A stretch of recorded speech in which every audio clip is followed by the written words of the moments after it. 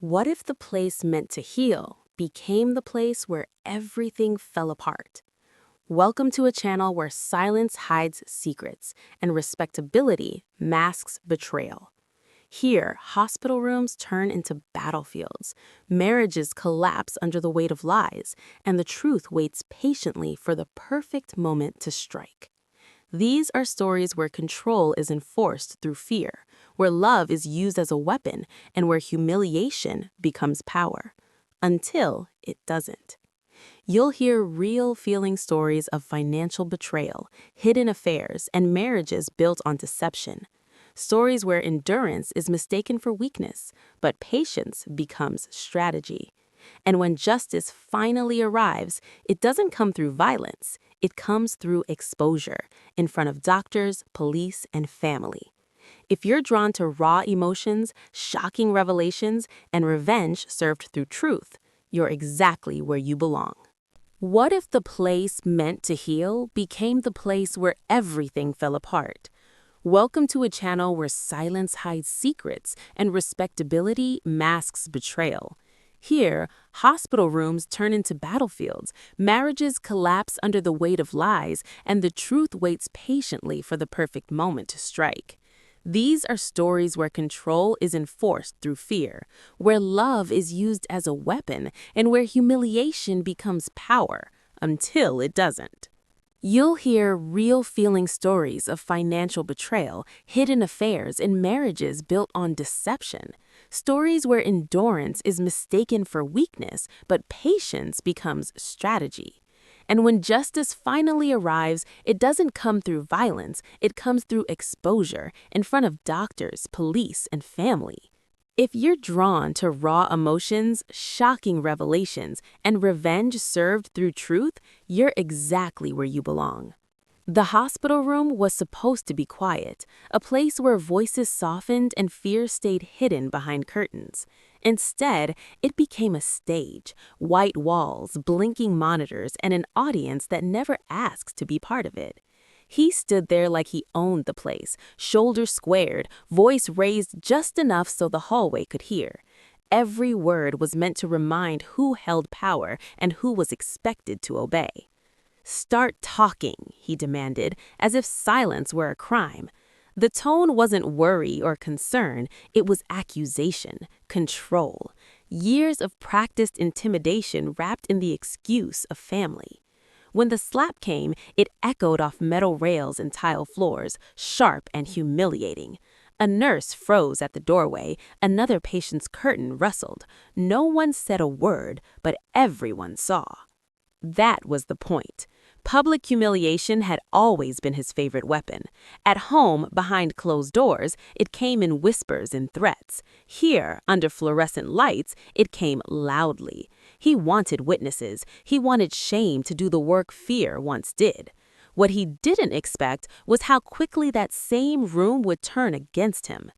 The questions started small. Why was he so angry? Why were there bruises older than today? Why did hospital paperwork list accounts that didn't match what the bank showed?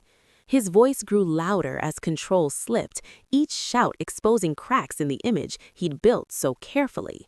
The devoted husband, the respected family man, the one everyone trusted with money and decisions. A doctor stepped closer, security lingered longer than necessary, and when a nurse gently asked about the finances needed for treatment, the truth spilled without permission. Transfers made without consent, savings drained slowly, gifts bought for someone else, someone whose name appeared far too often on his phone. The room changed. The air felt heavier. His shouting sounded desperate now, not powerful. Every attempt to dominate only dragged more secrets into the open. The slap that was meant to silence became the moment people started listening to everything he never wanted heard.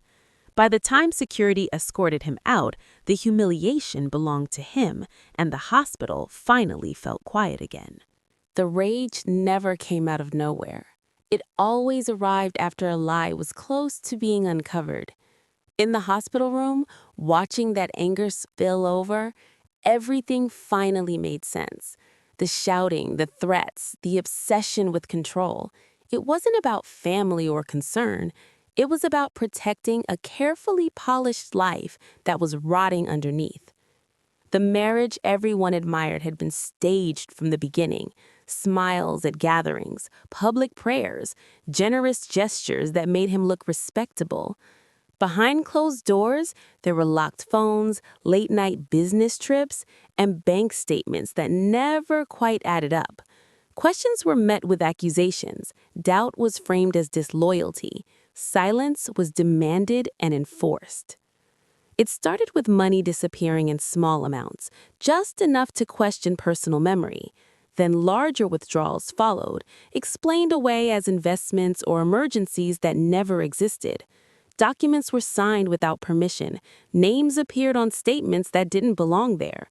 Each discovery was buried under gaslighting and anger until fear made it easier to stop asking. The other life revealed itself slowly. A second phone hidden in a jacket pocket, messages sent at hours meant for sleep, hotel charges in cities that were never mentioned. When confronted, the response was always the same. Rage loud enough to end the conversation, blame turned outward, hands slamming tables to remind who was supposed to feel small. What hurt most wasn't just a betrayal, but the calculation behind it. Every lie was rehearsed, every excuse polished. The image of a devoted husband wasn't accidental, it was armor. Even the stepfather role was used as a shield, demanding respect while committing acts that would destroy the very family he claimed to protect. In that hospital room, the pressure finally cracked the mask. Questions from staff, paperwork, and watchful eyes made it impossible to hide behind intimidation. Dates didn't match, stories conflicted, accounts traced back to choices that crossed from betrayal into crime. The respectability he clung to became evidence against him. The rage grew louder as the truth became undeniable, but it no longer had power. The lies that built the marriage collapsed under their own weight, exposing everything he worked so hard to keep hidden. And standing there, watching it unravel, felt like finally breathing after years underwater. Silence became the safest language long before anyone noticed. Every raised voice taught when to look down. Every slammed door taught when not to ask questions. Speaking only made the anger sharper, more precise, so quiet endurance turned into a kind of armor. What looked like submission was really observation, storing every detail for later. Bruises faded, but patterns didn't.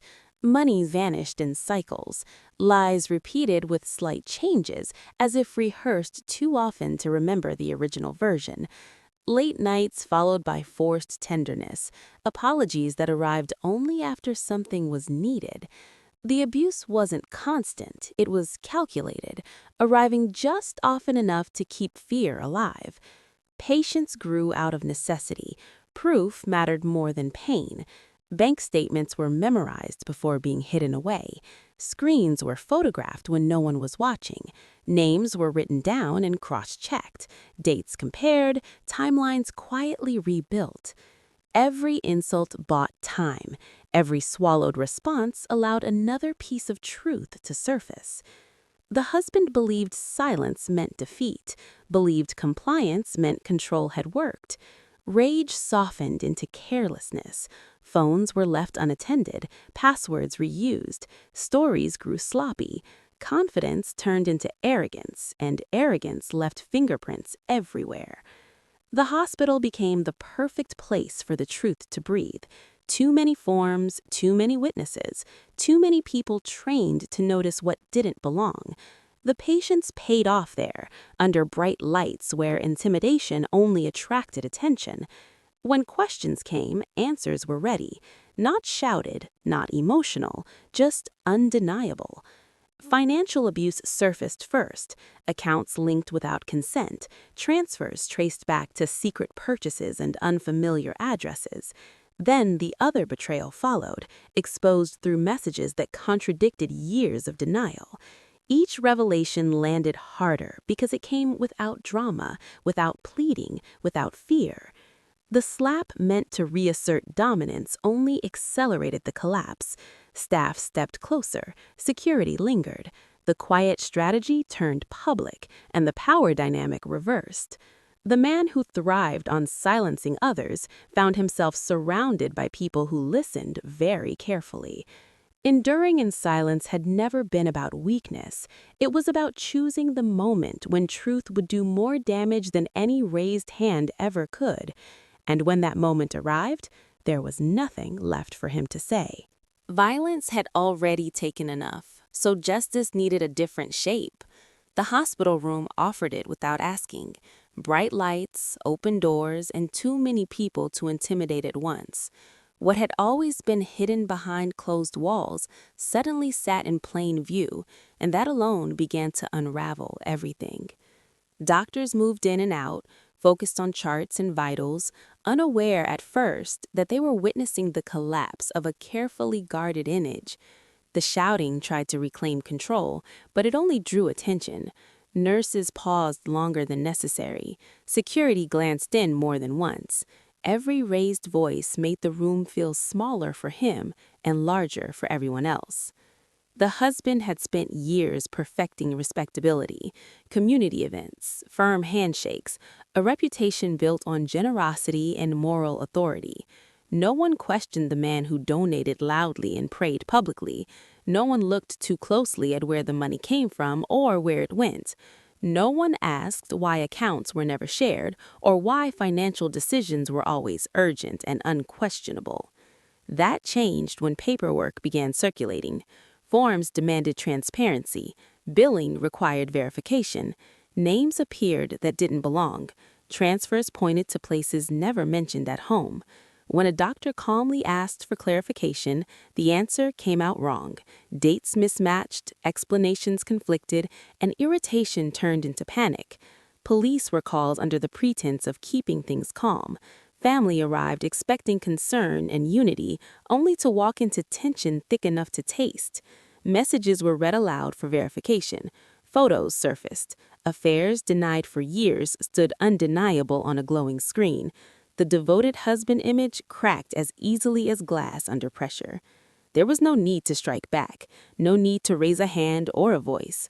The truth worked quietly, efficiently, dismantling him piece by piece. Each revelation stripped authority away. Each witness carried the story further than any scream ever could. By the time the cuffs clicked into place, the damage was complete, not to flesh, but to identity. The humiliation he once used as a weapon became his sentence. Doctors avoided his eyes, families stepped back in disbelief. Officers spoke with professional calm, already aware they were dealing with more than a domestic dispute. Walking out of that room, there was no victory shouted, no revenge celebrated, only the certainty that exposure had done what violence never could. His reputation didn't survive the truth. If this story hit close to home, you're not alone, and there are more waiting for you here. These stories are about survival, patience, and the moment when truth finally speaks louder than fear. If you want more powerful stories where secrets are exposed and control is taken back, make sure to like this video, subscribe to the channel, and turn on notifications so you don't miss the next story. Your support helps these stories reach others who need to hear them. Until next time, remember, silence can protect you, but truth will always set you free.